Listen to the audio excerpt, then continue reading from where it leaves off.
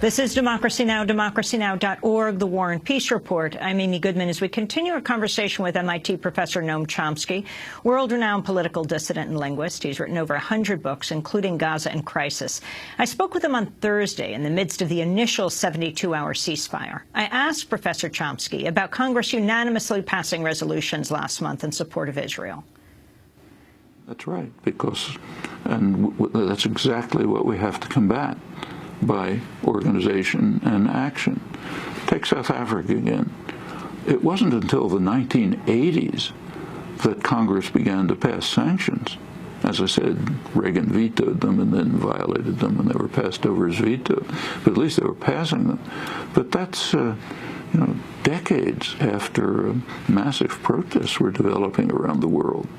In fact, BDS-style tactics, there was never a BDS movement, but BDS-style tactics began to be carried out on a popular level in the United States, beginning in the late 70s, but really picking up in the 80s. That's decades after large-scale actions of that kind were being taken elsewhere, and ultimately that had an effect. Well, we're not there yet. You have to recall, it's important to recall that by the time Congress was passing sanctions against South Africa, even the American business community, which really is decisive in determining policy, had pretty much turned against apartheid. It just wasn't worth it for them. And as I said, the agreement that was finally reached was acceptable to them. Difference from the Israeli case. We're not there now. Right now, Israel is one of the top recipients of a U.S. investment. Warren Buffett, for example, recently bought a couple of $1 billion, bought some factory in Israel, an installment, and said that this is the best place for investment outside the United States. Intel is setting up its major new generation chip factory there. Military industry is closely linked to Israel. All of this is quite different from the South Africa case. We have to work. It'll take a lot of work to get there, but it has to be done. And yet, Noam, you say that the analogy between Israel's occupation of the territories and apartheid South Africa is a dubious one. Why? Many reasons. Say the term apartheid. In the occupied territories, what Israel's doing is much worse than apartheid. To call it apartheid is a gift to Israel, at least if by apartheid you mean South African-style apartheid. What's happening in the occupied territories is much worse. There's a crucial difference. The South African nationalists needed the black population. That was their workforce. It was 85% of the workforce of the population, and that was basically their workforce. They needed them. They had to sustain them. The Bantustans were horrifying, but South Africa did try to sustain them. They didn't put them on a diet. They tried to keep them strong enough to do the work that they needed for the country. They tried to get international support for the Bantustans. The Israeli relationship to the Palestinians in the occupied territories is totally different. They just don't want them. They want them out, or at least imprisoned. That's and they're acting that way. That's a very striking difference, which means that the apartheid analogy, South African apartheid to the occupied territories, is just a gift to Israeli violence. It's much worse than that. If you look inside Israel, there's plenty of repression and discrimination. I've written about it extensively for decades. But it's not apartheid. It's bad, but it's not apartheid. So the term I just don't think is applicable. I wanted to get your response to Gior Elan, a former Israeli national security advisor. Speaking to the New York Times, Elan said, quote, "You cannot win against an effective guerrilla organization when on the one hand you're fighting them, and on the other hand you continue to supply them with water and food and gas and electricity. Israel should have declared a war against the de facto state of Gaza, and if there's misery and starvation in Gaza, it might lead the other side to make such hard decisions." Noam Chomsky, if you could respond to this. That's basically the debate within the Israeli top political echelon. Should we follow Dov Weissglass's a position of maintaining them on a diet of bare survival? So you make sure children don't get chocolate bars, but you allow them to have, say, Cheerios in the morning. Should we? Actually, Noam, can you explain that? Because when you've talked about it before, it sort of sounds more. This diet sounds like a metaphor. But can you explain what you meant when you said actual diet? Like you're talking number of calories. You're actually talking about whether kids can have chocolate. Israeli experts have calculated in detail exactly how many calories, literally, Gazans need to survive. And if you look at the sanctions that they imposed, they're grotesque. I mean, even John Kerry condemned them bitterly. They're sadistic. Just enough calories to survive.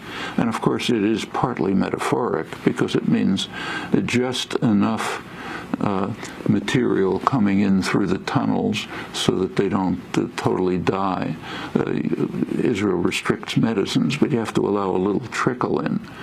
When I was there right before the November 2012 assault, visited the Khan Yunis hospital, and the director showed us that they don't even have simple medicines, but they have something. So and the same is true with all aspects of it. Keep on a diet literally, and the reason is very simple, and they pretty much said it. If they die, it's not going to look good for Israel. We may claim that we're not the occupying power, but the rest of the world doesn't agree. Even the United States doesn't agree. We are the occupying power. And if we kill off the population under occupation, not going to look good. It's not the 19th century when, as the U.S. expanded over its territory, its national territory, it pretty much exterminated the indigenous population. Well, by 19th century's imperial standards, that was unproblematic. This is a little different today. You can't exterminate the population in the territories that you occupy. That's the dovish position, Weissglass. The hawkish position is Island, which you quoted. Let's just kill them off.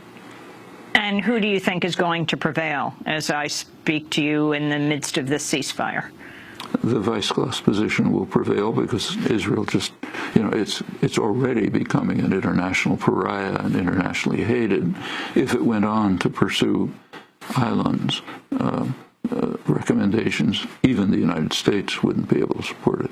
Interestingly, while the Arab countries, most of them, have not spoken out strongly against what Israel has done in Gaza, Latin American countries, one after another, from Brazil to Venezuela to Bolivia, have. A number of them have recalled their ambassadors to Israel. I believe Bolivian President Evo Morales called Israel a terrorist state. Can you talk about Latin America and its relationship with Israel? Yeah, just remember, the Arab countries means the Arab dictators, our friends. It doesn't mean the Arab populations, our enemies. But what you said about Latin America is very significant. Not long ago, Latin America was what was called the backyard. They did whatever we said. In strategic planning, and very little was said about Latin America because they're under our domination. If we don't like something that happens, we install a military dictatorship or carry back huge massacres and so on. But basically, they do what we say. Last 10 or 15 years, that's changed. And it's a historic change. It's for the first time in 500 years since the conquistadors, Latin America is moving towards degree of independence of imperial domination, and also a degree of integration, which is critically important.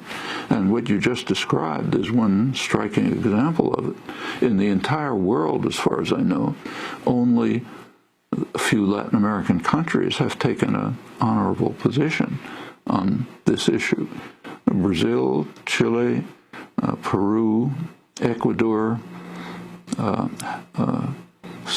Salvador have withdrawn ambassadors in protest. They joined Bolivia and Venezuela, which had done it even earlier in reaction to other atrocities. That's unique, and it's not the only example.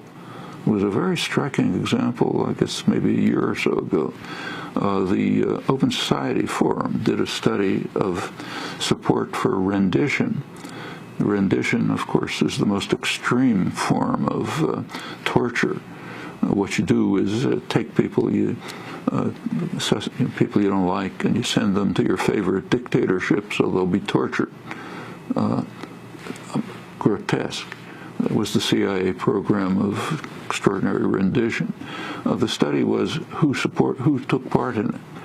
Well, of course, the Middle East dictatorships did. You know, Syria, Assad, Mubarak, and others, because that's where you sent them to be tortured. Gaddafi. They took part. Europe, almost all of it, participated. England, Sweden, other countries abetted the transfer of prisoners to torture chambers to be grotesquely tortured. In fact, if you look over the world, there was only really one exception. The Latin American countries refused to participate. Now that is pretty remarkable. For one thing, because it shows their independence, but for another, while they were under U.S. control, they were the torture center of the world. Not long ago, a couple of decades ago. That's a real change. And by now, if you look at hemispheric conferences, the United States and Canada are isolated. The last major hemispheric conference couldn't come to a consensus decision on the major issues because the U.S. and Canada didn't agree with the rest of the hemisphere. The major issues were admission of Cuba into the hemispheric system and steps towards decriminalization of drugs. That's a terrible burden on the Latin Americans. The problem lies in the United States, and the Latin American countries, even the right-wing ones, want to free themselves of that. U.S. and Canada wouldn't go along. These are very significant changes in world affairs. I wanted to turn to Charlie Rose interviewing the Hamas leader Khaled Mashal. This was in July. Mashal called for an end to Israel's occupation of Gaza. This is not a prerequisite.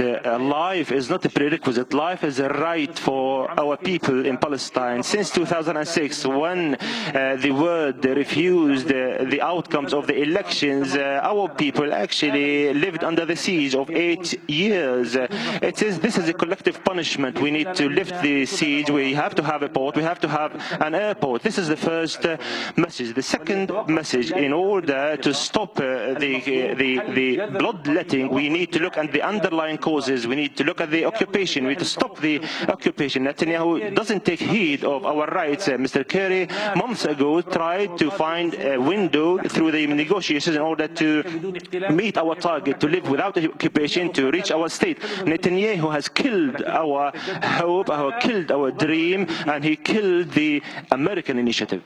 That is the Hamas leader, Khaled Mashal. In these last few minutes we have left, Noam Chomsky. Talk about the demands of Hamas and what Khaled Mashal just said.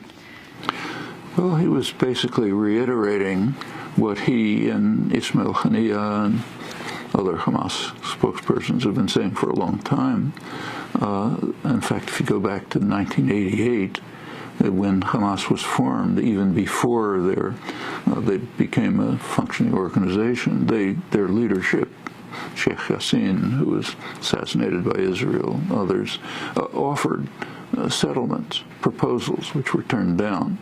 And it remains pretty much the same. By now it's quite overt. It takes effort to fail to see it. You can read it in the Washington Post. What they propose is they accept the international consensus on a two-state settlement. They say, yes, let's have a two-state settlement on the international border. They don't go on to say we'll recognize Israel. But they say, yes, let's have a two-state settlement and a very long truce, maybe 50 years, and then we'll see what happens. That's been their proposal all along. That's far more forthcoming than any proposal in Israel. But that's not the way it's presented here. What you read is all they're interested in is destruction of Israel. What you hear is Bob Schieffer's type of repetition of the most vulgar Israeli propaganda. But that has been their position. It's not that they're nice people. Like, I wouldn't vote for them. But that is their position. $6 billion of damage in Gaza right now. About 1,900 Palestinians are dead. Not clear, actually, how many, as the rubble hasn't all been dug out at this point. 500,000 refugees. You've got something like 180,000 in the schools, the shelters. And what does that mean for schools? Because they're supposed to be starting in a few weeks when the Palestinians are living in these schools, makeshift shelters. So what is the reality on the ground that happens now as these negotiations take place in Egypt? Well, there is a kind of a slogan that's been used for years. Israel destroys, Gazans rebuild, Europe pays.